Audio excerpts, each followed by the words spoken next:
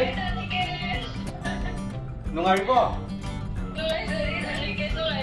Nungari.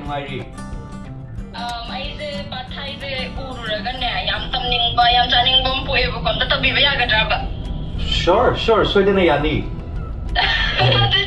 Yes. Adudi athubida ai ingredients ready to thamamage. Aduga adum recipe do koi tammase ko. Yeah, thank you. Sure. Alright. Take care. Bye. See you. So welcome back to another episode of Cook with Strela. Alright, I'm ready. How's the lasagna? Kay tawdoino. Ahan bagi siya, ako'y na sauce siya semdo tham masih buka. Masih siya tung kara quantity siya yam na siya masih. Maram di ako'y na masih sembal luar matung da freeze ta hapaga. Adum hapta magi chang da dum thamaga. Adi so na chaning ma matam da adum freeze ta gi lauthuoga atopa ingredients sing duga mix tawraga dum yam laina semba yabagi mong da ko. Aduna sauce se aham da semba da ako'y na tawdei se magi ingredients se main oina changi se ako'y gi hojiki mangge se yarni ko. Oh, mangge sa. Mangge. Thailand gidi moina pamise haidi khitang sinba ma yawba sweet salty sour sineba sweetness ina khoi gi palm sugar dai la ani palm sugar phangdraga su khoina gur ko chini angam budum season ba yai ko adu tasengna gur ju phangdre hai taraga de khoi gi chini angau se dum ya yes adu su yai adu bo sinadi thumba gi chang se mana handarakani aduga mangonda mahau ama su tongana thokani aduga mangge sina sidagi sourness phangani ko aduga fish sauce sidagi umami ga oinamba haibado ko khoi gi ngari met pada oinamba phangba adugi oinamba duga magi saltiness duga sidagi phangani aduga sigi sina extra haidi ingredients mahau leinaba ko flavor do amuk henna enhance tongna bane adudi ahan bagi se nang yumda dum mangge su metlamani hoi aduna mangge metpagi mawong do dum tawrasi ahamada bolam lorsi ko adagi nang metpa nungai na ba gloves am option gi harsi yare ko salage yumda budi gloves upte da like the vanilla side de sum uppage masi upai kana ba amna mu haidi akoina store tor thamdini ne ko haidi khutta mu bacteria transfer to bagi chance to akoin nem than right aduna magi shelf life to kuina sangna thamak pa yaba adudi mangge se ball se transfer hapchala se ko loina dum hapchala se ade mongon de horen pulp to lok thokte ne ko mai mahi do duga maru ke ka sine loin lok thokra ising haira age adum met pani ko akoin dum met badu mai adum mangge met padu mai adum aduga nana adum mangge met lingai du da ina ne sagi sigi chini angang ba se palm sugar haigadra gur se adum ko asi ina sito ge horen asi sohan dei ne ba ko sigi mahi siga athumba adagi asinba ayapa ohum se punna semba magi sauce tu ne ba ko adum asi sit na ba equipment se sisina akhoi dum yum dei rai lai na phangba sitna badu ne ba ko haino ga sitla chaw do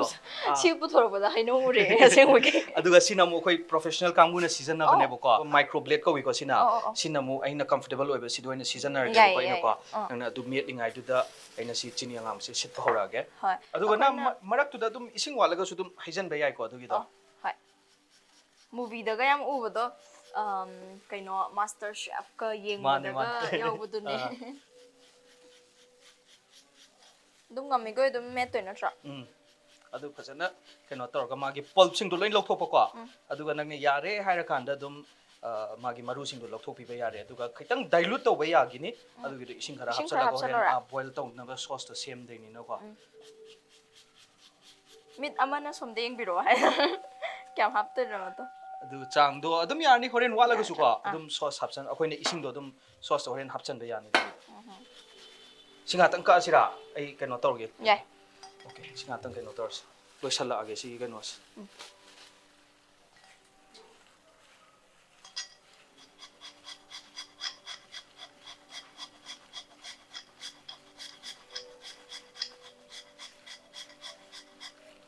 happy harani hai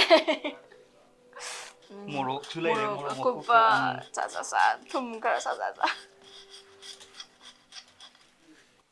si yar adu yarani aduga maru do lok thuo se ko adu ya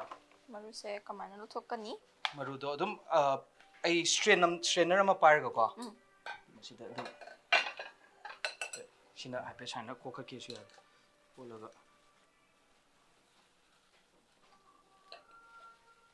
spoon nam tang loki changmu yadra si sa ꯑꯩꯈꯣꯏꯅ ꯇꯧꯕꯗꯤ ꯑꯆꯧꯕꯅ ꯇꯧꯋꯦꯕ ꯑꯥ. ꯑꯗꯨ ꯀꯩꯅꯣ ꯇꯧꯔꯣ ꯃꯔꯨꯗꯣ ꯅꯪꯅ ꯑꯗꯨꯝ ꯈꯨꯠꯅ ꯑꯗꯨꯝ ꯌꯦꯡꯉꯒ ꯈꯨꯠꯅ ꯂꯧꯊꯣꯛꯑꯣꯔꯥ? ꯁꯨꯝꯃꯒ ꯑꯣꯏꯅ ꯂꯧꯊꯣꯛꯈ꯭ꯔꯣ ꯑꯗꯨꯅ ꯐꯔꯅꯤ ꯂꯧꯊꯣꯛꯈ꯭ꯔꯒꯦ ꯁ꯭ꯇ꯭ꯔꯦꯅꯔ ꯁꯤꯅ ꯌꯥꯝ ꯀꯨꯞꯄꯦꯕ ꯑꯩꯈꯣꯏꯗꯨꯅ ꯑꯃꯨꯛ ꯈꯤꯇꯪ ꯄꯧꯕ ꯆꯥꯎꯕꯗꯣ. ꯑꯗꯨꯅ ꯇꯧꯕꯅ ꯈꯨꯠꯅ ꯑꯗꯨꯝ ꯂꯧꯊꯣꯛꯄꯨ ꯑꯣꯀꯦ ꯈꯨꯠꯅ ꯂꯧꯊꯣꯛꯑꯣ ꯌꯨꯝꯗ ꯑꯗꯨꯝ ꯑꯩꯈꯣꯏ ꯃꯥꯅꯦ. ꯃꯦꯠꯂ ꯆꯥꯔꯤꯕꯨ ꯑꯣꯀꯦ ꯑꯗꯨꯝ ꯑꯩ ꯁꯥꯏꯠ ꯕꯥꯏ ꯁꯥꯏꯠ ꯍꯧꯔꯛꯑꯒꯦꯕꯀꯣ ꯅꯪꯅ ꯃꯔꯨꯗꯣ ꯑꯩ ꯃꯔꯨ ꯂꯧꯊꯣꯛꯏꯉꯩꯗ ꯂꯧꯊꯣꯛꯑꯝꯃꯒꯦ. ꯇꯤꯜꯍꯧꯁꯦ ꯑꯗꯨꯝ ꯀꯨꯞꯅ ꯁꯣꯏꯔꯒ ꯇꯤꯜꯍꯧ ꯁꯣꯏꯕꯗꯤ ꯃꯃꯥꯡꯒꯤ ꯑꯦꯄꯤꯁꯣꯗꯇ ꯇꯝꯈ꯭ꯔꯦ ꯑꯗꯨꯅ ꯎꯝ. ꯌꯥꯔꯅꯤ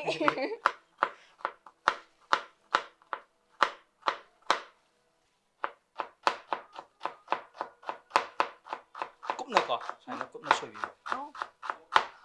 ꯌꯥꯝ ꯀꯨꯞꯄꯦ ꯑꯩꯈꯣꯏ ꯐꯥꯏꯟ ꯆꯣꯞꯁꯨ ꯍꯥꯏꯅꯩ ꯃꯁꯤꯀꯣ ꯕ꯭ꯔꯨꯅ꯭ꯋꯥꯁꯨ ꯍꯥꯏꯀꯣ ꯑꯩꯈꯣꯏꯒꯤ ꯀꯂꯤꯅꯔꯤ ꯇꯔꯝꯗ ꯕ꯭ꯔꯨꯅꯣꯋꯥ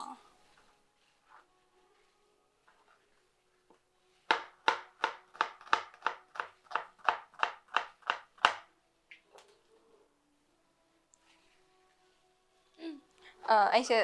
ꯗꯥꯅ ꯀꯦꯁꯇ ꯐꯥꯠ ꯂꯥꯎ ꯃꯨꯟꯅ ꯌꯦꯡꯉꯤꯗꯣ ꯍꯧꯖꯤꯛ ꯀꯩꯒꯤꯅꯣ ꯍꯥꯏꯔꯣꯔꯥ ꯑꯩꯅ ꯃꯔꯨꯝ ꯑꯃ ꯇꯥꯍꯜꯂꯨꯔꯦꯕꯀꯣ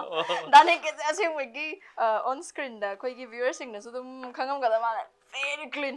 ꯍꯦꯛꯇ ꯃꯁꯥ ꯈꯨꯟꯅꯥꯟꯁꯦ ꯂꯩꯇꯕꯩ ꯈꯨꯟꯅꯥꯟ ꯑꯃꯅꯦ ꯏꯁꯥꯗꯩ ꯃꯆꯤ ꯑꯃ ꯇꯥꯕ ꯌꯥꯔꯣꯏ ꯑꯗꯨꯝ ꯇꯩꯊꯣꯛꯀꯗꯣꯏꯅꯦꯕ ꯑꯗꯨ ꯌꯦꯡꯉꯤꯅꯦ ꯑꯩꯁꯦ ꯆꯩꯔꯛꯇꯣꯏꯖꯥꯠꯂꯥꯅ ꯃꯁꯤ ꯑꯩꯈꯣꯏꯗ ꯀꯨꯏꯅ ꯑꯗꯨꯝ ꯇꯧꯔꯛꯄꯒꯤꯀꯣ ꯑꯧ. ꯃꯣꯠꯄ ꯌꯥꯗꯕ ꯄ꯭ꯔꯣꯐꯦꯁꯅꯦꯜ ꯀꯤꯆꯟꯗꯗꯤꯀꯣ ꯍꯣꯏ. ꯏꯟꯁꯄꯦꯛꯁꯟꯒꯨꯝꯕ ꯂꯥꯛꯑꯒꯗꯤ ꯑꯩꯈꯣꯏꯗ ꯌꯥꯝꯅ ꯁ꯭ꯇ꯭ꯔꯤꯛ ꯑꯣꯏꯅꯀꯣ ꯍꯦꯛ ꯀꯩꯅꯣ ꯇꯧꯔ ꯃꯇꯝꯗ ꯑꯩꯈꯣꯏꯗ ꯉꯥꯡꯉꯛꯇꯣꯏꯅꯦꯕꯀꯣ ꯑꯗꯨꯅ ꯁ꯭ꯄꯣꯠꯂꯦꯁ ꯀ꯭ꯂꯤꯟ ꯑꯣꯏꯅ ꯊꯝꯕꯗꯣ ꯑꯗꯨꯒꯤ ꯑꯗꯨꯅ ꯏꯁꯥꯗ ꯑꯗꯨꯝ ꯀꯩꯅꯣꯃ ꯐꯣꯕꯤꯌꯥꯒꯤ ꯇꯥꯏꯞꯇꯀꯣ ꯑꯗꯨꯝ ꯍꯣꯏ ꯂꯩꯕ ꯍꯣꯏ ꯑꯗꯨꯅꯤ ꯑꯣꯀꯦ ꯇꯤꯜꯍꯧ ꯑꯅꯤꯒꯤ ꯆꯥꯡ ꯂꯧꯔꯒꯀꯣ ꯑꯗꯨꯝ ꯃꯤꯗꯤꯌꯝ ꯁꯥꯏꯖꯁꯦ ꯑꯩꯈꯣꯏꯅ ꯁꯨꯃꯥꯏꯅ ꯀꯨꯞꯅ ꯁꯣꯏꯈ꯭ꯔꯦ ꯁꯣꯏ ꯂꯣꯏꯔ ꯃꯇꯨꯡꯗ ꯍꯧꯖꯤꯛ ꯑꯩ ꯑꯗꯨꯝ ꯁꯥꯏꯠ ꯕꯥꯏ ꯁꯥꯏꯠꯅ ꯑꯗꯨꯝ ꯀꯟꯇꯤꯅ꯭ꯌꯨ ꯇꯧꯀꯣ ꯀꯩꯁꯨ ꯀꯥꯏꯗꯦ ꯑꯩꯁꯨ ꯁꯣꯝ ꯍꯣꯏ. ꯁꯥꯏꯠꯇ ꯑꯗꯨꯝ ꯑꯩ ꯀꯟꯇꯤꯅ꯭ꯌꯨ ꯇꯧꯔꯛꯀꯦ ꯃꯔꯨꯁꯦ ꯃꯥꯒꯤ ꯂꯣꯏꯌꯨ ꯌꯥꯗꯕꯩꯅꯦꯗ ꯈꯤꯇꯪ ꯀꯨꯏꯅ ꯆꯪꯊꯣꯛꯈ꯭ꯔꯦ ꯌꯥꯏ ꯀꯩꯁꯨ ꯀꯥꯏꯗꯦ ꯑꯗꯣ ꯅꯪꯅ ꯉꯁꯥꯏ ꯁꯤ ꯁꯦꯝꯕꯁꯤꯗ ꯈꯤꯇꯪ ꯍꯦꯟꯗꯣꯛꯈ꯭रे ꯍꯥꯏꯔꯒꯁꯨꯀꯣ ꯑꯗꯨꯝ ꯂꯣꯏꯅꯃꯛ ꯍꯥꯞꯆꯟꯗ꯭ꯔꯒꯁꯨ ꯈꯔ ꯈꯥꯏꯗꯣꯛꯑꯒ ꯑꯗꯨꯝ ꯍꯣꯏ ꯌꯥꯏꯑꯕ ꯑꯗꯩ ꯃꯪꯒꯦꯒꯤ ꯕꯔꯞ ꯁꯦꯝꯒꯦꯔꯥꯀꯣ ꯐ꯭ꯔꯤꯖꯇ ꯑꯧ. ꯍꯥꯞꯆꯜꯂꯒ ꯊꯣꯏꯗꯤꯡ ꯈꯔ ꯍꯥꯞꯆꯜꯂꯒ ꯊꯨꯝ ꯑꯗꯨꯀꯣ ꯈꯔ ꯃꯣꯔꯣꯛ ꯈꯔ ꯊꯣꯏꯗꯤꯡ ꯈꯔ ꯇꯧꯔꯒ ꯉꯁꯤꯒꯤ ꯑꯦꯄꯤꯁꯣꯗꯁꯦ ꯑꯗꯨ ꯑꯣꯏꯍꯜꯂꯁꯦ ꯍꯧꯔꯁꯤꯔꯣ ꯕꯔꯞ ꯍꯥꯞꯆꯜꯂꯁꯨ ꯑꯗꯨꯝ ꯌꯥꯔꯦ ꯑꯗꯨꯅꯦ ꯑꯩ ꯁꯤ ꯃꯩ ꯊꯥꯔꯒꯦ ꯑꯥ. ꯑꯗꯨꯒ ꯊꯥꯎ ꯈꯤꯇꯪ ꯍꯥꯞꯄꯒꯦꯀꯣ ꯁꯤꯗ ꯊꯥꯎ ꯈꯤꯇꯪ ꯍꯥꯞꯄꯒꯦ ꯃꯥꯒꯤ ꯁꯣꯁ ꯁꯦꯝꯕꯒꯤꯁꯦ ꯊꯥꯎꯁꯦ ꯑꯩꯈꯣꯏꯅ ꯇꯦꯕꯜ ꯁ꯭ꯄꯨꯟ 2ꯒꯨꯝꯕ ꯍꯥꯞꯄꯕꯀꯣ ꯁꯣꯁꯁꯤꯒꯤ ꯑꯗꯣ ꯑꯩ ꯉꯁꯥꯏ ꯍꯥꯏꯖꯈꯤꯗꯨꯅꯤ ꯁꯣꯁꯁꯦ ꯑꯗꯨꯝ ꯁꯦꯝꯗꯣꯛꯑꯒ ꯍꯞꯇꯥ ꯑꯃ ꯐ꯭ꯔꯤꯖꯇ ꯑꯗꯨꯝ ꯊꯝꯕ ꯀꯩꯁꯨ ꯀꯥꯏꯗꯦꯕꯀꯣ ꯑꯗꯨꯒ ꯗꯔꯀꯥꯔ ꯑꯣꯏꯔꯀꯥꯟꯗ ꯑꯗꯨꯝ ꯈꯔ ꯆꯥꯕꯤꯕ ꯂꯧꯊꯣꯛꯑꯒ ꯆꯥꯕ ꯔꯦꯗꯤꯃꯦꯗ ꯑꯣꯏꯅꯗꯤ ꯐꯪꯕ꯭ꯔꯥ ꯔꯦꯗꯤꯃꯦꯗ ꯑꯣꯏꯅ ꯐꯪꯉꯦ ꯄꯥꯠ ꯊꯥꯏ ꯁꯣꯁꯁꯦ ꯑꯗꯣ ꯍꯥꯎꯕ ꯔꯦꯗꯤꯃꯦꯗꯁꯦ ꯌꯧꯗꯕ꯭ꯔꯥ ꯈꯤꯇꯪ ꯍꯣꯏ ꯁꯤꯟꯊꯦꯊꯤꯛ ꯍꯥꯏꯗꯤ ꯃꯣꯏꯗ ꯄ꯭ꯔꯤꯖꯔቬꯇꯤቭꯁꯀꯨꯝꯕ ꯌꯥꯎꯔꯛꯄꯅꯤꯅꯀꯣ ꯃꯍꯥꯎꯗꯣ ꯈꯤꯇꯪ ꯋꯥꯠꯄꯅꯦ ꯑꯩꯈꯣꯏꯁꯨ ꯄꯦꯛ ꯇꯧꯔꯒ ꯂꯩꯕ ꯄꯣꯠꯇ ꯑꯦꯛꯖꯥꯝꯄꯜ ꯀꯩꯅꯣ ꯆꯤꯂꯤ ꯁꯣꯁ ꯍꯥꯏꯔꯁꯦ ꯌꯦꯁ ꯌꯦꯁ ꯈꯤꯇꯪ ꯀꯃꯥꯏ ꯍꯥꯏꯗꯣꯏꯅꯣ ꯐ꯭ꯔꯦꯁ ꯑꯣꯏꯅ ꯁꯦꯝꯕꯅ ꯍꯥꯎꯕꯅꯦ ꯍꯣꯏ ꯑꯣ ꯑꯩ ꯃꯔꯨ ꯌꯥꯎꯗ꯭ꯔꯕ ꯃꯥꯜꯂꯦ ꯑꯣꯀꯦ ꯆꯞ ꯆꯥꯔꯦ ꯑꯗꯨꯗꯤ ꯑꯩ ꯇꯤꯜꯍꯧꯁꯦ ꯍꯥꯞꯆꯤꯜꯂꯒꯦꯀꯣ ꯑꯥ. ꯁꯤꯗ ꯑꯗꯨꯝ ꯉꯁꯥꯏꯒꯤ ꯁꯣꯁ ꯁꯦꯝꯅꯕꯁꯤꯗ ꯑꯗꯨꯝ ꯃꯁꯤ ꯇꯤꯜꯍꯧꯁꯦ ꯑꯩꯈꯣꯏ ꯀꯩꯅꯣ ꯁꯤꯖꯤꯟꯅꯔꯒꯁꯨ ꯁꯦꯂꯠꯁ ꯑꯅ ꯍꯥꯏꯕ ꯇꯤꯜꯍꯧꯒꯤ ꯐꯦꯃꯤꯂꯤ ꯑꯣꯏꯗꯣꯏꯅꯦ ꯑꯗꯨꯒ ꯃꯩꯇꯩ ꯃꯅꯤꯄꯨꯔꯤꯒꯤ ꯇꯤꯜꯍꯧ ꯑꯃ ꯃꯆꯥꯗꯣ ꯃꯆꯥꯗꯣ ꯁꯥꯡꯇꯛ ꯇꯧꯕꯗꯣ ꯑꯗꯨ ꯍꯥꯞꯄꯁꯨ ꯌꯥꯝ ꯍꯥꯎꯋꯦ ꯃꯁꯤ ꯑꯣ ꯈꯥꯕꯩ ꯑꯃ ꯂꯧꯔꯒ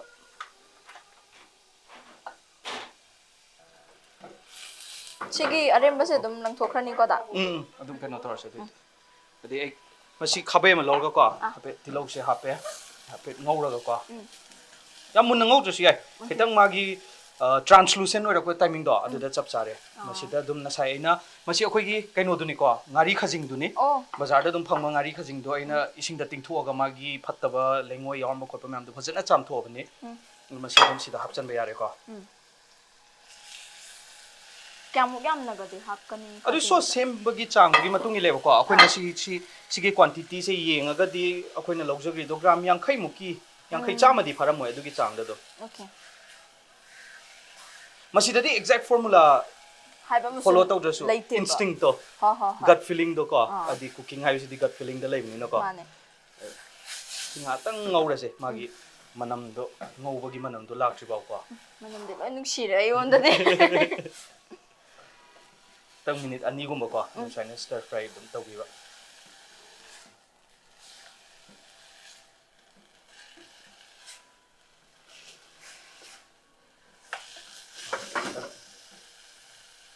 ꯉꯥꯛꯇꯪ ꯊꯝꯃꯁꯤꯀꯣ ꯁꯨꯃꯥꯏꯅ ꯑꯗꯨꯒ ꯁꯤꯒꯤ ꯃꯇꯨꯡꯗ ꯑꯩꯈꯣꯏꯅ ꯆꯤꯅꯤꯁꯦ ꯍꯥꯞꯆꯤꯜꯂꯛꯇꯣꯏꯅꯤꯀꯣ ꯆꯤꯅꯤꯁꯦ ꯍꯥꯞꯄꯒ ꯈꯤꯇꯪ ꯃꯦꯜꯠ ꯇꯧꯍꯟꯗꯣꯏꯅꯤ ꯃꯦꯜꯠ ꯇꯧꯔꯦ ꯍꯥꯏꯔ ꯃꯇꯨꯡꯁꯤꯗ ꯉꯁꯥꯏꯒꯤ tamarind kainose extract se extract su haini ko se tamarind pulp su hai masi hapchalani duga ising da ka orga ising khara hapchalaga fish sauce se hape lore da so sweet saltiness and sourness ahum sigi combination ne ba usually Thai food ti hoi dishes khara lei morok yam sa na cha ba ko ado moigi mostly moigi dishes ti anambana khitang sweet salty and sourness orakani masi akhoi ne yeng ma matam da dum geographically yamna depend tawi ko haidi yam saba mafam da di morok asab si dum tai asin ba si su sai ko odagi yamna ing ba mafam da na mu yamna heavy oi ba cream gumba yaw ba haidi say for example Bhutan gumba som sikin mathak ta na mu moigi cha ga sam creamy or ga ko adugi geographically yamna influence tawi kaino se hoigi cuisine se ko aduna tropical phangak ta ba haibagi kaino su dum lei akoina sum uzaba kan da su ka kaino gi Mongolian lifestyle lama ina yenge documentary ma so moina kaino gumba se cheese gumba se local horaga winter da chaba mane adumaina tor ko ai chini chap sa lage masagi chini angam ba se okay itang ma se melt tor kini ko pi ba ising hap tring da ising hap ma se chini nina adum chini di caramelize ki stage la kani ko ma se caramelize ti to handa ba dugi melt to bagi stage am la kini se melt to rei na sa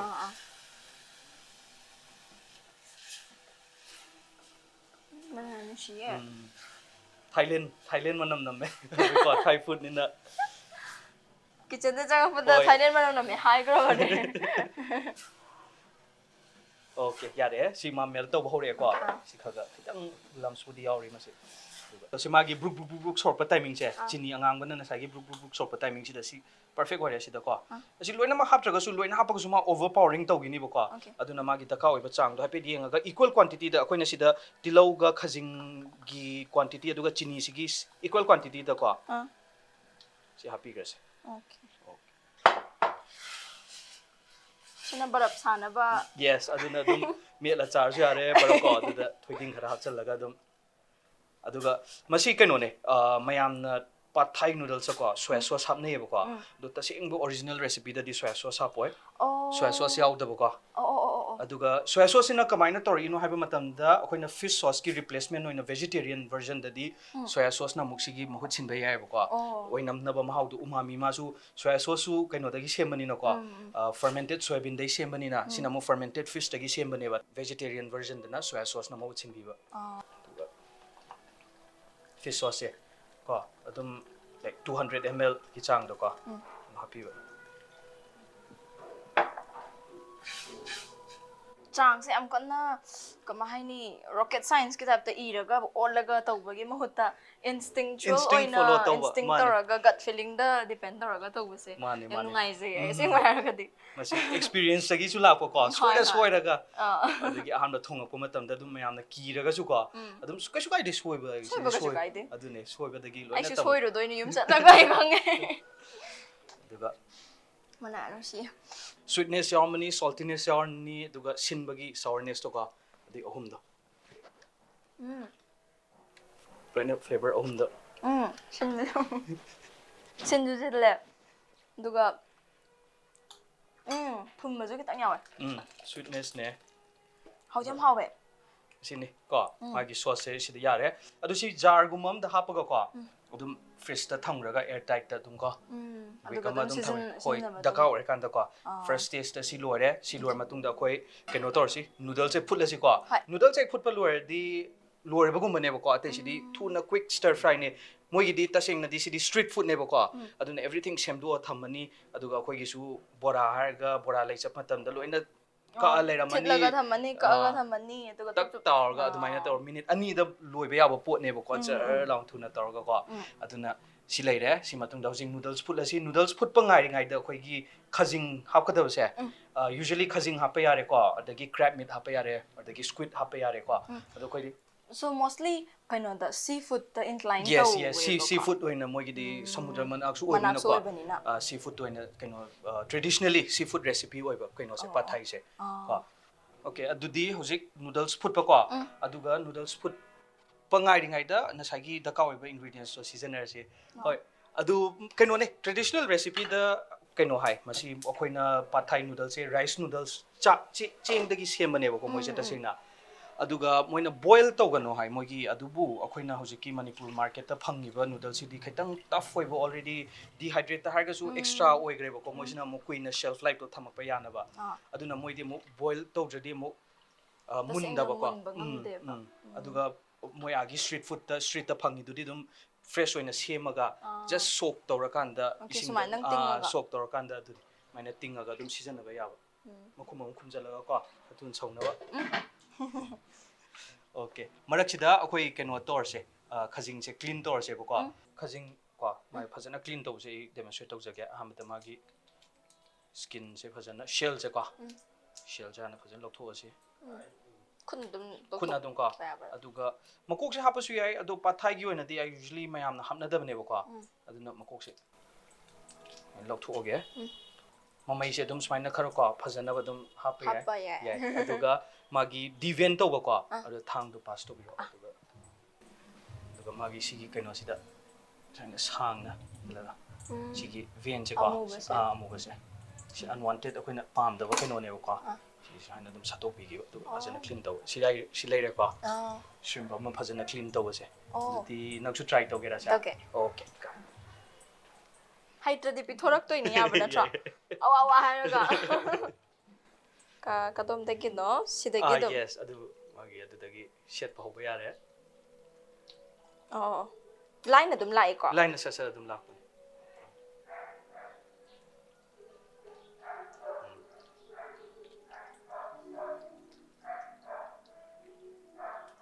ꯀꯌꯥꯃꯨꯛ ꯌꯥꯝ ꯂꯧꯊꯣꯛꯀꯗꯣꯏꯅꯣ ꯑꯗꯨꯒꯤ last ꯃꯥꯒꯤ ꯀꯩꯅꯣ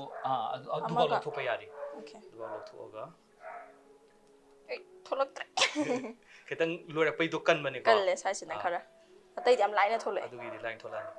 ꯑꯗꯨꯒ ꯃꯥꯒꯤ ꯇꯦꯜꯗꯨꯃꯒ ꯂꯧꯊꯣꯛꯄꯤꯕꯀꯣ ꯁꯤꯗ extra ꯇꯦꯜ ꯑꯃ ꯌꯥꯎꯔꯝꯒꯅꯤꯕꯀꯣ ꯁꯤꯁꯤꯒ ꯂꯧꯊꯣꯛꯄꯤꯕ ꯍꯥꯏꯗꯤ ꯆꯥꯕꯗ ꯁꯤ ꯌꯨꯡꯕ ꯈꯅꯥꯎꯗ ꯌꯨꯡꯕ ꯌꯥꯎꯋꯦꯕꯀꯣ ꯁꯥꯔꯞ ꯑꯣꯏꯕꯅꯦ ꯑꯗꯨꯅ ꯑꯩꯈꯣꯏꯅ ꯑꯗꯨꯝ ꯊꯨꯗꯦꯛꯑꯣꯔꯥ ꯊꯨꯗꯦꯛꯑꯣ ꯑꯗꯨꯝ ꯌꯥꯔꯦ ꯇꯛ ꯂꯥꯎꯅ ꯊꯨꯗꯦꯛꯑꯒ ꯇꯛ ꯂꯥꯎꯅ ꯑꯗꯨꯝ ꯂꯥꯛꯄꯅꯦ ꯑꯣꯀꯦ ꯑꯁ ꯑꯅꯧ ꯑꯅꯧꯕ ꯌꯥꯝ ꯇꯝꯃꯦ ꯃꯀꯣꯛꯁꯤꯅ ꯃꯀꯣꯛꯇꯨꯁꯨ ꯑꯗꯨꯝ ꯈꯔ ꯍꯥꯏꯐꯦꯠ ꯌꯦꯡꯉꯒꯀꯣ ꯆꯤꯡꯕ ꯑꯗꯨꯝ ꯌꯥꯔꯦ ꯃꯀꯣꯛꯇ ꯑꯗꯨꯒꯤ ꯀꯩꯅꯣꯗꯨꯗ ꯄꯛ ꯂꯥꯎꯅ ꯈꯨꯠꯅ ꯑꯗꯨꯝ ꯆꯤꯡꯈ꯭ꯔꯣ ꯑꯗꯨꯝ ꯂꯧꯊꯣꯛꯈ꯭ꯔꯣ ꯁꯠ ꯂꯥꯎꯅꯅꯦꯀꯣ ꯌꯥꯏ ꯑꯗꯨꯗ ꯑꯗꯨꯝ ꯆꯤꯡꯈ꯭ꯔꯣ ꯌꯦꯁ ꯑꯗꯨꯒ ꯉꯁꯥꯏꯒꯤ ꯗꯤꯚꯦꯟ ꯇꯧꯕꯗꯣꯀꯣ ꯃꯌꯥꯏ ꯆꯞ ꯆꯥꯅ ꯃꯥꯒꯤ ꯁꯦꯟꯇꯔ ꯑꯃ ꯂꯩꯔꯝꯒꯅꯤ ꯑꯗꯨꯒ ꯁꯤꯗ ꯈꯪꯗ꯭ꯔꯒꯁꯨꯅꯦꯀꯣ ꯁꯨꯃꯥꯏꯅ ꯌꯦꯡꯉꯣ ꯁꯤda ꯑꯃꯨꯕꯁꯤꯒꯤ ꯃꯥꯒꯤ ꯀꯩꯅꯣꯁꯦ ꯃꯌꯥꯏꯗ ꯆꯦꯜꯂꯤꯕꯁꯦ ꯁꯤꯗ ꯑꯗꯨꯝ ꯀꯛꯈ꯭ꯔꯣ ꯊꯥꯡꯗꯨꯅ ꯑꯗꯨꯒ ꯇꯞꯅꯀꯣ ꯑꯍꯥꯟꯕ ꯇꯧꯕꯗꯗꯤ ꯈꯨꯠ ꯁꯣꯛꯄ ꯌꯥꯏꯑꯕꯀꯣ ꯌꯥꯎꯔꯝꯗ꯭ꯔꯦ ꯃꯥꯒꯤꯗꯤ ꯌꯥꯎꯔꯝꯒꯅꯤ ꯁꯤꯗ ꯇꯠꯈ꯭ꯔꯦ ꯇꯣ ꯁꯤꯗ ꯌꯥꯎꯔꯤꯁꯦ ꯇꯣ ꯑꯗꯒꯤ ꯇ꯭ꯔꯥꯟꯁꯄꯦꯔꯦꯟ ꯑꯣꯏꯕ ꯈꯔꯁꯨ ꯌꯥꯎꯅꯤꯕꯀꯣ ꯃꯥꯏꯗꯤ ꯃꯨꯗꯦꯀꯣ ꯃꯨꯗ꯭ꯔꯦ ꯃꯥꯏꯅ ꯑꯁ ꯃꯁꯥ ꯌꯥꯝ ꯅꯥꯟꯕꯖꯥꯠꯅꯦ ꯃꯥꯗꯤ ꯁꯤꯅ ꯃꯁꯥ ꯅꯥꯟꯕ ꯍꯥꯏꯇꯥꯔꯦꯀꯣ ꯑꯩ ꯁꯣꯏꯕ ꯅꯠꯇꯦ ꯃꯥꯅ ꯃꯁꯥ ꯅꯥꯟꯃꯟꯕꯩꯅꯦ ꯌꯥꯎꯗꯤ ꯌꯥꯎꯕꯀꯣ ꯑꯣꯀꯦ ꯑꯗꯨ ꯂꯩꯔꯦ ꯑꯗꯨ ꯑꯇꯩ ꯃꯌꯥꯝꯁꯦ ꯂꯣꯏ ꯇꯧꯗꯣꯏ ꯅꯠꯇ꯭ꯔꯣ ꯂꯣꯏ ꯇꯧꯗꯣꯏꯅꯦ ꯑꯩ ꯁꯨꯃꯥꯏꯅ ꯇꯧꯔꯒꯦ ꯃꯀꯣꯛꯁꯦ ꯑꯩ ꯊꯨꯗꯦꯛꯔꯛꯑꯒꯦꯕꯀꯣ ꯃꯀꯨ ꯀꯩꯀꯥ ꯂꯣꯏ ꯁꯦꯡꯗꯣꯔꯛꯑꯒꯦ ꯅꯪꯅ ꯗꯤꯚꯦꯟꯗꯣ ꯇꯧꯔꯛꯑꯣꯀꯣ ꯈꯨꯊꯨꯁꯦ ꯑꯩꯅ ꯁꯠꯀꯣ ꯃꯅꯝꯕꯨꯗꯤ ꯈꯔ ꯅꯝꯃꯦꯀꯣ ꯁꯤ ꯐꯨꯗꯅꯤꯅ ꯑꯣꯀꯦ ꯏꯁꯤꯡꯁꯤꯁꯨ ꯁꯧꯔꯛꯑꯦꯀꯣ ꯁꯤ ꯍꯦꯛ ꯂꯣꯏꯕꯒ ꯑꯩꯈꯣꯏ ꯑꯗꯨꯝ ꯅꯨꯗꯜꯁ ꯍꯥꯞꯆꯟꯕ ꯌꯥꯔꯦ ꯑꯗꯨꯒ ꯅꯨꯗꯜꯁꯦ ꯑꯗꯨꯝ ꯃꯤꯅꯤꯠ 2-3ꯒꯨꯝꯕꯀꯣ ꯃꯨꯟꯗ꯭ꯔꯤꯐꯥꯎ ꯐꯨꯠꯄꯤꯕ ꯑꯗꯨꯒ ꯂꯥꯁꯀꯤ ꯁ꯭ꯇꯦꯖ ꯌꯧꯔꯛꯑꯕꯅꯤ ꯌꯥꯝ ꯊꯨꯕꯀꯣ quick to make and easy simple ingredients ꯀꯣ ꯑꯗꯣ ꯁꯣꯁꯁꯦ ꯂꯩꯈ꯭ꯔꯒꯗꯤ ꯂꯥꯏꯅ ꯁꯣꯁ ꯂꯩꯈ꯭ꯔꯗꯤ ꯌꯥꯝ ꯂꯥꯏꯔꯦ ꯑꯗꯨ ꯁꯤ ꯁ꯭ꯔꯤꯝꯇ ꯑꯦꯂꯔꯖꯤ ꯂꯩꯕꯕꯨ ꯑꯣꯏꯔꯣ ꯁ꯭ꯔꯤꯝ ꯆꯥꯅꯤꯡꯗꯕ ꯀꯥꯡꯕꯨꯅ ꯑꯗꯨꯝ ꯍꯥꯏꯗꯤ ꯆꯤꯀꯟꯅ ꯔꯤꯄ꯭ꯂꯦꯁ ꯇꯧꯔꯁꯨ ꯑꯗꯨꯝ ꯌꯥꯔꯦ ꯁ꯭ꯔꯤꯝꯁꯦ ꯁ꯭ꯇꯣꯔ ꯕꯣꯠ ꯐ꯭ꯔꯣꯖꯟ ꯑꯃ ꯂꯩꯕꯗꯣ ꯗꯤꯚꯦꯟ ꯇꯧꯔꯒ ꯂꯥꯛꯄ꯭ꯔꯥ ꯑꯗꯨꯁꯨ ꯌꯥꯏ ꯑꯗꯨꯅ ꯏꯖꯤꯌꯔ ꯑꯣꯏꯔꯦꯀꯣ ꯂꯥꯏꯔꯦ ꯑꯗꯨꯅ ꯍꯥꯎꯕꯁꯦ ꯁꯤꯅ ꯍꯥꯎꯏ ꯍꯥꯏꯕꯗꯤ ꯁꯤꯅꯗꯤ ꯍꯥꯎꯕ ꯍꯦꯟꯕ ꯁꯤꯒꯤꯁꯤꯅꯦ ꯑꯣꯀꯦ ꯅꯪ ꯑꯗꯨ ꯂꯣꯏꯔꯗꯤ ꯑꯩ ꯅꯨꯗꯜꯁ ꯍꯥꯞꯄꯛꯑꯒꯦꯀꯣ ꯁꯥꯏꯗꯇ ꯐꯖꯅ ꯀ꯭ꯂꯤꯟ ꯇꯧꯔꯦ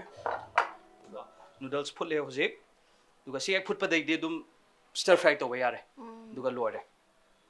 ꯐꯨꯠꯄꯁꯦ ꯌꯥꯝ ꯀꯨꯏꯅ ꯆꯪꯕ꯭ꯔꯣ 3 minutesꯀꯨꯝꯕ ꯑꯗꯨꯝ ꯈꯪꯒꯅꯤ ꯁꯝꯇꯥꯏꯝꯁ 3 minutesꯇꯒꯤ ꯍꯦꯟꯕꯁꯨ ꯑꯗꯨꯝ ꯌꯥꯎꯋꯦꯕꯀꯣ ꯑꯗꯣ ꯃꯥ ꯍꯣꯔꯦꯟ ꯈꯪꯉꯛꯀꯅꯤ ꯑꯗꯨꯝ ꯁꯨꯃꯥꯏꯅ ꯄꯥꯏ ꯃꯇꯝꯗ ꯃꯨꯜꯂꯛꯄꯒꯤ ꯁ꯭ꯇꯦꯖꯇꯣ ꯑꯗꯣ ꯁꯤ ꯈꯤꯇꯪ ꯅꯪ ꯌꯦꯡꯉꯨꯅꯦ ꯁꯤ ꯃꯨꯜꯂꯤꯉꯥꯏ ꯀꯩꯅꯣ ꯌꯦꯡꯉꯥꯏꯗꯅꯦꯀꯣ ꯑꯩ ꯃꯥꯒꯤ ꯇꯤꯜꯍꯧꯒ ꯆꯅꯝꯒ ꯍꯣꯔꯦꯟ ꯁ꯭ꯇꯔ ꯐ꯭ꯔꯥꯏꯗ ꯍꯥꯞꯅꯕꯗꯣ ꯑꯩ ꯁ꯭ꯂꯥꯏꯁ ꯇꯧꯔ ꯊꯝꯃꯒꯦ ꯃꯦꯒꯤꯕꯨꯗꯤ ꯌꯥꯝ ꯍꯧꯋꯦꯕ ꯌꯨꯝꯗ ꯁꯨꯝ ꯍꯥꯏꯍꯧꯔꯤꯅꯦ ꯌꯥꯝ ꯍꯩꯇꯕ ꯃꯥꯜꯂꯁꯨ ꯑꯗꯨꯝ ꯔꯥꯏꯁ ꯅꯨꯗꯜ ꯍꯥꯏꯔꯒ ꯊꯤꯔꯒ ꯑꯗꯨꯝ ꯈꯪꯅꯤꯀꯣ ꯁꯤꯒꯤꯁꯦ ꯁ꯭ꯇꯣꯔꯗ ꯑꯗꯨꯝ ꯁꯨꯃꯥꯏꯅ ꯄꯥꯛꯄꯁꯦ ꯑꯗꯨꯝ ꯊꯦꯡꯅꯩꯗꯅ ꯑꯗꯨꯒ ꯕꯔꯃꯤꯁ ꯔꯣꯝꯒꯤ ꯑꯣꯏꯗꯣꯏꯔꯥ ꯑꯃ ꯌꯥꯝ ꯆꯞ ꯌꯨꯡꯕ ꯃꯆꯥ ꯑꯃ ꯂꯩꯕꯗꯨꯅ ꯑꯣꯀꯦ ꯃꯗꯨꯏꯗꯨꯅ ꯒ꯭ꯂꯥꯁ ꯅꯨꯗꯜꯁꯨ ꯍꯥꯏꯅꯩ ꯑꯗꯒꯤ ꯁꯦꯂꯣꯐꯦꯟ ꯅꯨꯗꯜꯁꯨ ꯍꯥꯏꯅꯩꯀꯣ ꯑꯗꯨꯅ ꯑꯃꯨꯛ ꯀꯣꯔꯤꯌꯟꯒꯤ ꯖꯥꯞꯆꯦꯒ ꯁꯦꯝꯃꯤꯕꯀꯣ ꯑꯗꯒꯤ ꯀꯩꯅꯣꯗꯒ ꯚꯤꯌꯦꯠꯅꯥꯝꯒꯤ ꯃꯣꯏ ꯗꯤꯁ ꯈꯔ ꯂꯩꯔꯤꯕꯀꯣ ꯑꯗꯨꯅ ꯑꯃꯨꯛ ꯈꯦꯠꯅꯔꯛꯀꯅꯤ ꯀꯩꯅꯣꯒꯤ ꯑꯣꯏꯅꯗꯤ ꯄꯥꯊꯥꯏꯒꯤ ꯑꯣꯏꯅꯗꯤ ꯁꯤꯒꯤ ꯔꯥꯏꯁ ꯅꯨꯗꯜꯁ ꯐ꯭ꯂꯦꯠꯁꯦ ꯑꯗꯨꯒꯤꯗꯨꯗꯤ ꯑꯃꯨꯛ ꯀꯩꯅꯣꯅ ꯁꯦꯝꯕꯁꯨ ꯌꯥꯎꯋꯦ ꯃꯨꯡ ꯕꯤꯟꯁꯅ ꯍꯥꯏꯗꯤ ꯑꯩꯈꯣꯏꯅ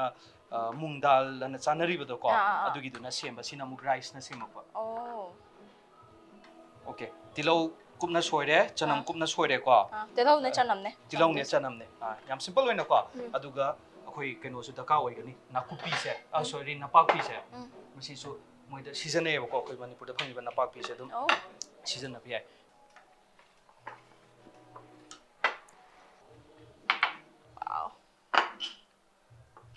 ꯇꯠꯇꯤ ꯇꯠꯂꯕ ꯃꯥꯜꯂꯦ ꯑꯣꯀꯦ ꯌꯦꯡꯒꯦꯀꯣ ꯌꯥꯔꯦ ꯌꯦꯁ ꯌꯥꯔꯦ ꯌꯥꯔꯅꯤ ꯃꯨꯜꯂꯦ ꯑꯣꯀꯦ ꯌꯥꯝ ꯆꯨꯋꯤ ꯑꯣꯏꯌꯦ ꯆꯨꯋꯤ ꯃꯥꯒꯤ ꯇꯦꯛꯁꯆꯔꯗꯣꯀꯣ ꯆꯨꯋꯤ ꯑꯣꯏꯕꯅꯤ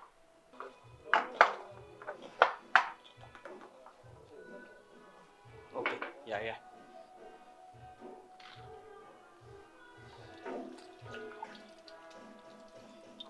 ꯑꯣꯚꯔꯀꯨꯛ ꯑꯣꯏꯔꯗꯤ ꯑꯃꯨꯛ ꯁꯣꯒꯤ ꯑꯣꯏꯗꯣꯏ ꯑꯣꯏꯔꯝꯒꯅꯤꯀꯣ ꯃꯥꯗꯤ ꯑꯣꯚꯔꯀꯨꯛꯇꯤ ꯄꯥꯡ ꯑꯣꯏꯒꯟꯗꯦ ꯃꯁꯤꯒꯤ ꯔꯥꯏꯁ ꯅꯨꯗꯜꯁꯦꯀꯣ ꯀꯨꯏꯅ ꯑꯗꯨꯝ ꯃꯥꯒꯤ ꯀ꯭ꯔꯟꯆꯤ ꯉꯁꯥꯏ ꯑꯩꯈꯣꯏꯅ ꯆꯥꯕ ꯃꯇꯝꯗ ꯆꯤꯀꯠ ꯂꯥꯎꯕ ꯇꯦꯛꯁꯆꯔ ꯑꯃ ꯌꯥꯎꯔ ꯂꯩꯕꯗꯣ ꯆꯤꯋꯤ ꯑꯣꯏꯕꯒꯤ ꯑꯗꯨꯒꯤ ꯇꯦꯛꯁꯆꯔꯗꯨꯅꯤ ꯑꯗꯨꯝ ꯃꯦꯟꯇꯦꯟ ꯇꯧꯔ ꯂꯩꯕꯅꯤ ꯃꯥꯁꯦ ꯑꯗꯨꯒ ꯏꯪꯊꯔꯒꯅ ꯑꯃꯨꯛ ꯍꯦꯟꯅ ꯃꯥꯁꯦ ꯀꯟꯖꯜꯂꯛꯈꯤꯅꯤ ꯑꯗꯨꯒ ꯀꯟꯖꯟꯈ꯭ꯔꯦ ꯍꯥꯏꯔꯒꯁꯨꯅꯦ ꯏꯁꯤꯡ ꯑꯁꯥꯕꯗ ꯉꯥꯏꯍꯥꯛꯇꯪ ꯁꯠ ꯂꯥꯎꯅ ꯃꯤꯅꯤꯠ ꯑꯃꯒꯨꯝꯕꯀꯣ ꯂꯨꯞꯄꯤꯕ ꯑꯗꯨꯑꯣꯏꯔꯗꯤ ꯑꯗꯨꯝ ꯌꯥꯔꯦ ꯑꯃꯅꯤ ꯇꯥꯍꯧꯕꯁꯦ ꯀꯨꯏꯅ ꯁꯣꯛ ꯇꯧꯔꯛꯑꯕꯁꯤꯒ ꯑꯗꯨꯝ ꯈꯦꯠꯅꯕꯅꯦꯕꯀꯣ ꯌꯥꯝ ꯊꯤ ꯈꯦꯠꯅꯩꯌꯦ ꯁꯤꯅ ꯑꯗꯨꯒ ꯍꯧꯖꯤꯛꯁꯤ ꯀꯩꯅꯣ ꯇꯧꯔꯁꯤ ꯋꯣꯛꯇꯀꯣ ꯁꯤꯃꯤ ꯂꯣꯏꯔꯕꯅꯤꯅ ꯑꯩ ꯁꯤ ꯊꯥꯡꯗꯣꯛꯈ꯭ꯔꯒꯦ ꯋꯣꯛꯇ ꯁꯤꯖꯤꯟꯅꯔ ꯋꯣꯛ ꯂꯩꯇꯦ ꯍꯥꯏꯔꯒꯁꯨ ꯑꯗꯨꯝ ꯈꯥꯡꯗꯕꯗ ꯑꯗꯨꯝ ꯁꯤꯖꯤꯟꯅꯔꯁꯨ ꯀꯩꯁꯨ ꯀꯥꯏꯗꯦ ꯑꯗꯨꯒ ꯃꯁꯤ ꯊꯥꯗ꯭ꯔꯤꯉꯩꯗ ꯑꯩ ꯍꯥꯏꯐꯦꯠ ꯏꯟꯒ꯭ꯔꯤꯗꯤꯌꯦꯟꯁꯤꯡ ꯍꯥꯟꯅ ꯔꯦꯗꯤ ꯇꯧꯖꯍꯧꯒꯦꯀꯣ ꯄꯤꯅꯠ ꯗꯔꯀꯥꯔ ꯑꯣꯏꯔꯅꯤ ꯁꯣꯜꯠ ꯗꯔꯀꯥꯔ ꯑꯣꯏꯔꯅꯤ ꯀꯣ ꯈꯖꯤꯡ ꯂꯩꯔꯦ ꯑꯗꯨꯒ ꯉꯁꯥꯏꯒꯤ ꯁꯣꯁꯇꯣꯀꯣ ꯁꯥꯏꯠ ꯃꯅꯥꯛꯇ ꯊꯝꯃꯁꯤ ꯑꯗꯨꯒ ꯁꯤ ꯁꯣꯏꯔꯛꯈꯤꯅꯤꯀꯣ ꯍꯣꯔꯦꯟ ꯁꯤ ꯂꯣꯏꯈ꯭ꯔꯕꯅꯤ ꯑꯗꯨꯒ ꯑꯩ ꯌꯦꯔꯨꯝꯁꯦ ꯕꯣꯜ ꯑꯃꯗ ꯊꯨꯒꯥꯏꯔꯒꯀꯣ ꯊꯤꯠꯂꯒ ꯊꯝꯃꯒꯦ ꯑꯗꯨꯗꯤ ꯌꯦꯔꯨꯝꯁꯦꯀꯣ ꯅꯪ ꯑꯗꯨꯝ ꯁꯤ ꯊꯨꯒꯥꯏꯔꯛꯄ ꯌꯥꯔꯦ ꯑꯩ ꯕꯣꯜ ꯑꯃ ꯄꯤꯔꯛꯑꯒꯦ ꯁꯤꯗ ꯑꯗꯨꯝ ꯌꯦꯔꯨꯝꯁꯦ ꯅꯍꯥꯟꯃꯨꯛꯀꯤ ꯑꯗꯨꯃꯥꯏꯅ ꯀꯩꯅꯣ ꯂꯧꯊꯣꯛꯀꯗꯣꯏꯔꯣ ꯅꯠꯇ꯭ꯔꯒ ꯑꯗꯨꯝ ꯂꯧꯊꯣꯛꯑꯦ ꯑꯗꯨꯝ ꯗꯥꯏꯔꯦꯛ ꯑꯗꯨꯝ ꯀꯣ ꯃꯄꯨꯝ ꯑꯣꯏꯅ ꯑꯗꯨꯝ ꯍꯥꯞꯄꯁꯤ ꯃꯁꯤ ꯈꯥꯡꯁꯦ ꯁꯥꯔꯛꯑꯒ ꯊꯥꯎ ꯀꯣ ꯌꯦꯔꯨꯝ ꯀꯌꯥ ꯆꯪꯗꯣꯏꯅꯣ ꯌꯦꯔꯨꯝ 3 ꯍꯥꯞꯄꯁꯤ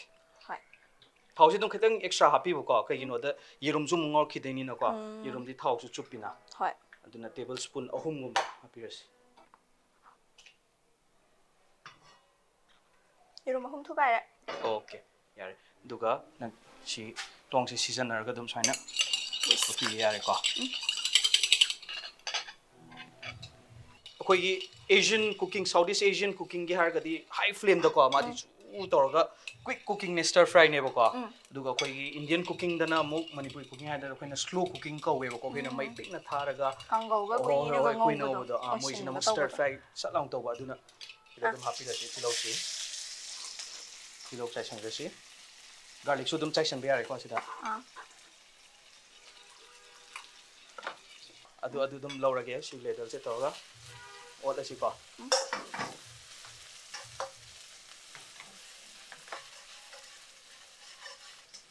ꯑꯗꯨꯝ ꯉꯁꯥꯏꯒꯤ ꯀꯩꯅꯣꯁꯤꯁꯨ shrimpꯁꯤꯁꯨ ꯑꯗꯨꯝ ꯍꯥꯞꯄ ꯌꯥꯔꯦꯀꯣ ꯑꯗꯨꯝ shrimp ꯍꯥꯟꯅ ꯍꯥꯞꯍꯧꯔꯅꯤ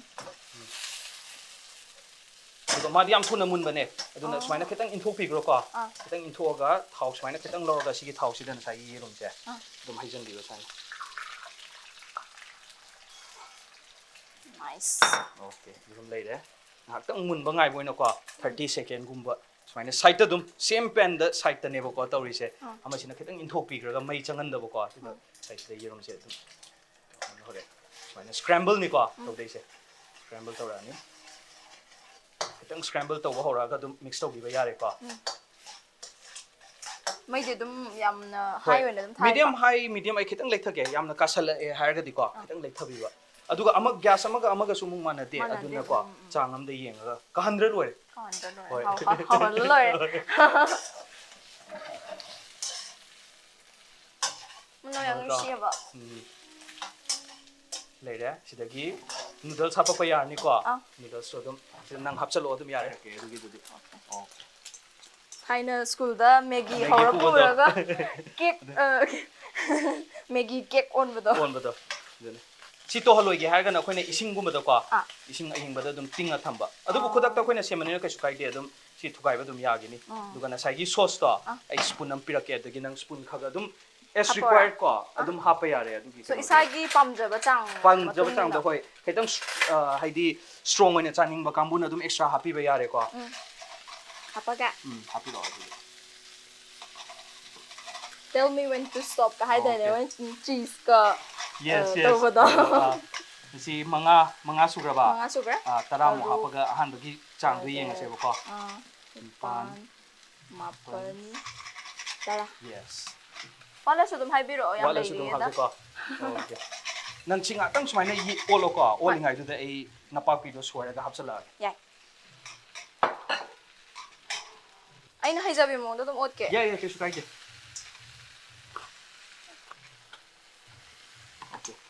ꯅꯄꯥꯛꯄꯤ ꯆꯥꯏꯁꯤꯜꯂꯛꯑꯒꯦꯀꯣ ꯑꯗꯨ ꯈꯔ ꯌꯥꯝꯅꯀꯣ ꯃꯁꯤꯗ ꯏꯟꯒ꯭ꯔꯤꯗꯤꯌꯦꯟꯁ ꯑꯃꯇꯪꯗꯤ ꯋꯥꯠꯂꯦꯀꯣ ꯕꯤꯟ ꯁꯄ꯭ꯔꯥꯎꯠꯁꯦ ꯍꯥꯞꯄꯒꯗꯤ ꯑꯗꯨ ꯕꯤꯟ ꯁꯄ꯭ꯔꯥꯎꯠꯁꯦ ꯐꯪꯕ ꯐꯪꯗꯕ ꯑꯃ ꯌꯥꯝ ꯑꯩꯈꯣꯏꯒꯤꯗꯤ ꯂꯩꯀꯣ ꯑꯃꯨꯛ ꯆꯥꯟꯅꯗꯕꯅꯤꯅ ꯀꯌꯥꯁꯨ ꯐꯪꯕ ꯈꯔ ꯋꯥꯕꯀꯣ ꯑꯗꯒꯤ ꯉꯁꯥꯏꯒꯤ ꯄꯤꯅꯠꯇꯣ ꯆꯥꯏꯕ ꯌꯥꯔꯦ crushed peanut ꯌꯦꯁ ꯑꯗꯨꯒ ꯊꯨꯝ ꯈꯤꯇꯪ ꯆꯥꯏꯕ ꯌꯥꯔꯦꯀꯣ ꯊꯨꯝꯒꯤ ꯆꯥꯡ ꯌꯦꯡꯉꯒ ꯑꯗꯣ ꯁꯣꯁꯁꯦ ꯈꯤꯇꯪ ꯋꯥꯠꯇꯧ ꯃꯥꯜꯂꯦ ꯑꯩ ꯁꯣꯁ ꯈꯤꯇꯪ ꯍꯥꯞꯄꯛꯈꯤꯒꯦꯀꯣ ꯁꯣ ꯃꯆꯨ ꯁꯨꯃꯥꯏꯅ ꯑꯣꯜꯂꯛꯏꯁꯦ ꯁꯣꯏ ꯁꯣꯁꯅ ꯅꯠꯇꯦꯕ ꯁꯣꯏ ꯁꯣꯁꯅ ꯅꯠꯇꯦ ꯉꯁꯥꯏꯒꯤ ꯁꯣꯏ ꯁꯣꯁꯇꯤ ꯍꯥꯞꯇꯕꯅꯦꯕꯀꯣ ꯇꯁꯦꯡꯅ ꯑꯁꯦꯡꯕ ꯄꯥꯠ ꯊꯥꯏ ꯅꯨꯗꯜꯁꯇꯗꯤ ꯑꯣꯀꯦ ꯑꯗꯨ ꯌꯥꯔꯒꯨꯝꯕꯅꯤ ꯇꯣ ꯑꯗꯨꯃꯥꯏꯅ ꯇꯧꯕꯗꯣ ꯑꯣꯀꯦ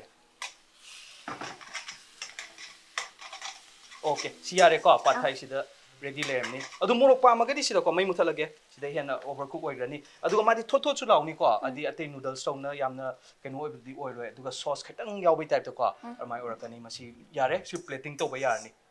ꯑꯗꯨꯒ ꯄ꯭ꯂꯦꯇꯤꯡ ꯑꯃꯨꯛ ꯇꯧꯔꯁꯤ ꯃꯁꯤ ꯑꯁꯦꯡꯕꯗꯤ ꯄꯥꯠ ꯊꯥꯏꯒꯤꯗꯤ ꯁꯤ ꯐ꯭ꯂꯦꯚꯔꯁꯦ ꯑꯣꯏꯕꯅꯦꯕ ꯁ꯭ꯋꯤꯠ ꯁꯣꯜꯇꯤ ꯑꯦꯟ ꯁꯥꯎꯔꯅꯦꯁꯇꯣ ꯑꯗꯨꯒ ꯁꯤꯗ ꯃꯣꯔꯣꯛ ꯄꯥꯝꯕꯅ ꯍꯣꯔꯦꯟ ꯒꯥꯔꯅꯤꯁꯇ ꯁꯤꯟꯇꯛ ꯇꯧꯕꯅꯦ ꯑꯗꯨꯒ ꯍꯥꯎꯋꯦ ꯍꯥꯎꯕ꯭ꯔꯥ ꯗꯣꯅꯥꯒ ꯁꯦꯝꯃꯦ ꯑꯩꯈꯣꯏꯁꯤ ꯅꯨꯡꯁꯤꯌꯦꯕ ꯁꯤ ꯗꯔꯀꯥꯔ ꯑꯣꯏꯔꯅꯤ ꯁꯤ ꯗꯔꯀꯥꯔ ꯑꯣꯏꯔꯅꯤ ꯁꯤ ꯗꯔꯀꯥꯔ ꯑꯣꯏꯔꯅꯤ ꯁꯤ ꯑꯣꯏꯔꯅꯤ ꯌꯦꯔꯨꯝꯁꯦ ꯑꯣꯏꯔꯔꯣꯏꯗ꯭ꯔꯥ ꯌꯦꯔꯨꯝꯗꯤ ꯑꯣꯏꯔꯣꯏ ꯂꯧꯊꯣꯛꯈ꯭ꯔꯒꯦ ꯑꯣꯀꯦ ꯁꯤ ꯄ꯭ꯂꯦꯠꯁꯤꯗꯀꯣ ꯁꯤꯗ ꯐꯖꯔꯅꯤ ꯁꯤ ꯂꯩꯔꯦ ꯁꯤ ꯉꯥꯏꯍꯥꯛ ꯁꯥꯏꯗ ꯊꯝꯃꯒ ꯑꯗꯨꯝ ꯀꯣ ꯃꯅꯝꯁꯨ ꯅꯨꯡꯁꯤꯔꯦꯀꯣ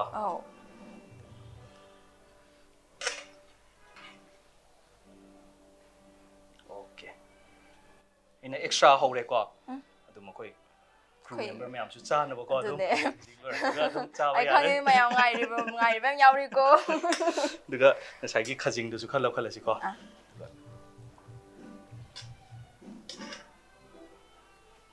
ꯑꯣꯀꯦ ꯁꯤ ꯂꯩꯔꯦ ꯑꯗꯨꯒ ꯃꯥꯒꯤ ꯁꯥꯏꯗꯇꯀꯣ ꯃꯣꯔꯣꯛ ꯆꯥꯅꯤꯡꯕ ꯀꯥꯡꯕꯨꯅ ꯑꯗꯨꯝ ꯃꯣꯔꯣꯛꯁꯦ ꯑꯗꯨꯝ ꯍꯥꯞꯄꯤꯕꯀꯣ ꯃꯤꯛꯁ ꯑꯗꯨꯝ ꯇꯧꯕ ꯌꯥꯔꯦ ꯃꯊꯛꯇꯗꯤ ꯆꯥꯏꯕꯤꯗꯕ ꯃꯣꯔꯣꯛ ꯆꯥꯅꯤꯡꯕ ꯃꯤꯅ ꯑꯗꯨꯝ ꯃꯊꯛꯇ ꯆꯥꯏꯖꯔ ꯆꯥ ꯌꯥꯔꯦ ꯑꯗꯨꯒ ꯄꯤꯅꯠꯁꯤꯁꯨ ꯑꯗꯨꯝ ꯀꯣ ꯁꯥꯏꯗꯇ ꯍꯥꯞꯄꯁꯤ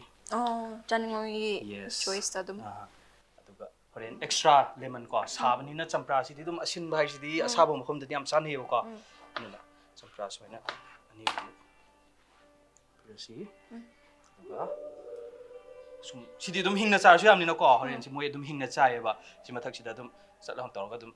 ꯆꯥꯕ ꯌꯥꯔꯦ ꯑꯣꯀꯦ ꯑꯩꯈꯣꯏꯒꯤ ꯀꯣꯠꯂ ꯆꯥꯕꯗꯣ ꯀꯣꯠꯂ ꯆꯥꯕꯗꯣꯀꯣ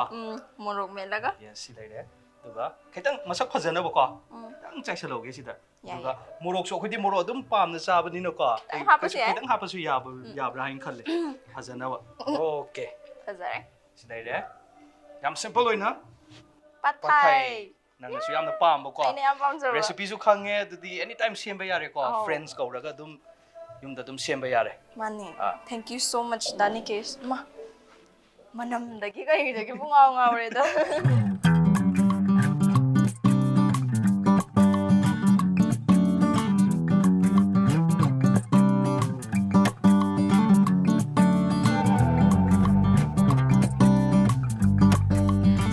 was Pad Thai. Handa ke episode tadi Pad Thai same khare.